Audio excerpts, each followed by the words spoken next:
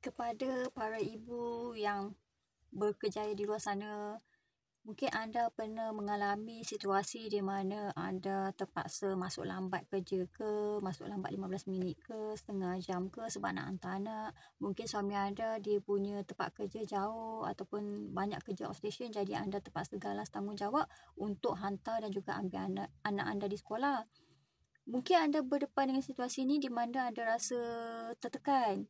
Ikutkan semua masalah kita ada jalan penyelesaian. Kepada anda yang ada berdepan dengan masalah ni, why not anda jumpa bos anda berbincang di mana anda cakap, okay bos, tiap-tiap hari Isnin sampai Jumaat ni saya perlukan masa setengah jam untuk saya nak masuk lambat ke, saya nak keluar waktu lunch ke, ataupun pukul 2 ke terpulang jadual waktu anda nak kena keluar ataupun anda nak kena masuk lambat kerja tiap-tiap hari Isnin sampai Jumaat.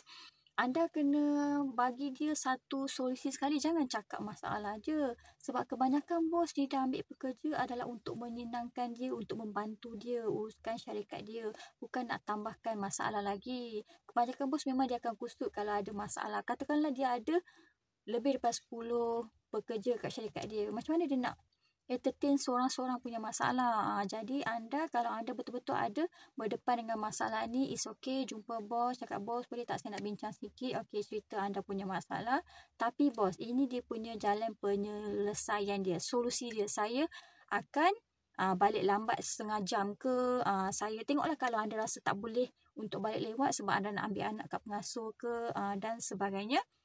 Anda cari satu penyelesaian mungkin hari Sabtu ke, sebab kalau kita nak orang bertolak ansur dengan kita pun kena bertolak ansur dengan orang. Kalau kita nak syarikat give anda masa kelonggaran sebab anda ada kekangan yang tersebut, anda kena bagi kat dia satu yang orang cakap apa, give and take.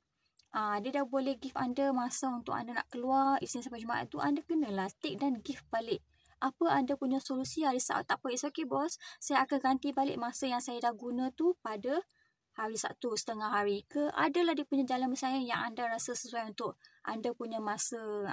Dia jangan anda bagi masalah, lepas tu you nak I fikirkan masalah you dan cari penyelesaian ke, ataupun you nak kita terima ke, okay, everyday Isnin sampai Jumaat anda akan lambat setengah jam. So syarikat tu akan rasa terbeban.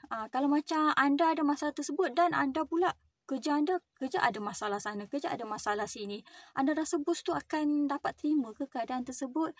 Kan? Tak ada yang boleh terima dengan keadaan tersebut. Kalau anda sendiri jadi bos, anda pun mesti tak nak keadaan yang macam tu. So, jalan penyelesaian untuk masalah ni, anda bagi dia solusi. It's okay bos, saya akan pastikan saya punya kerja terurus, takkan ada masalah. Saya akan spend masa nenek-nenek bagi solusi kat dia. Kan bos, saya cuma nak bagi tahu bos je, takut nanti bos akan cari saya, tiba-tiba saya hilang. Saya tak naklah keadaan yang macam tu nanti bos ingat saya curi tulang pula. Saya keluar ni sebab bagi tahu dia terus terang. Kita jangan bagi bos kita dapat tahu keadaan tersebut daripada mulut orang. Sebab mulut orang tak semua mulut yang akan cerita benda yang baik pasal kita kan. So kita ke depan lebih awal sebelum ada something yang tak elok terjadi. So, kita cuba jaga keadaan sekeliling tempat kerja kita daripada perkara-perkara yang kurang tu. Okay? So, jangan susah hati para ibu kat luar sana. Kalau anda ada masalah, bincang dengan bos. Saya percaya kebanyakan bos kat luar sana pun ada hati perut betul. Dan kebanyakan bos kat luar sana pun ada family. Dia tahu keadaan tersebut. Dia cuma nak anda give and take. Dia tak nak, takkanlah anda nak bos tu asyik kena bertolak ansur dengan anda, tapi anda, tak apa bos, okey saya pergi je macam tu. Sorry lah bos, tadi saya keluar pergi ambil anak, so saya tak sempat nak siap. Janganlah buat macam tu, tak baik kan. Bos dah okey, kita pula buat perangai kan.